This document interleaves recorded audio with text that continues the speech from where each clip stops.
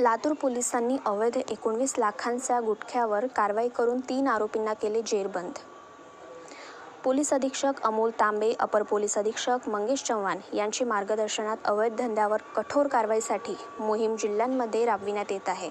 त्या अनुषंगाने अवैध धंद्यावर कारवाई करीत असताना दिनांक 11 ऑक्टोबर रोजी स्थानिक गुन्हे शाखेच्या पथकाला मिळालेल्या माहितीवरून गुटख्याची अवैध विक्री करण्यासाठी वाहतूक करीत असताना स्थानिक गुन्हे शाखेचे पोलीस निरीक्षक सुधाकर बावकर यांचे मार्गदर्शनात सदरचे पथक दिनांक 11 ऑक्टोबर रोजी पोलीस ठाणे चाकूर व देवणी हद्दीत सापळा लावून महाराष्ट्र शासनाने महाराष्ट्र राज्यांमध्ये विक्रीसाठी प्रतिबंधित केलेल्या गुटख्याची अवैध विक्री व्यवसाय करण्यासाठी वाहतूक करणाऱ्यांवर 2 गुन्हे दाखल करण्यात आले असून दोन्ही गुन्ह्यात 7,79,270 रुपयांच्या प्रतिबंधित गुटख्याचा मुद्देमाल जप्त केला आहे.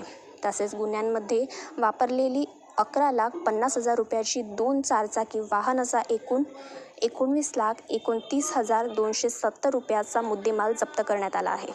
यावेळी आरोपी आझम बशीर शेख, रिहान अखिल कुरेशी, दिलदार बडेसाब सय्यद यांच्या विरुद्ध गुन्हा दाखल करण्यात आलेला आहे.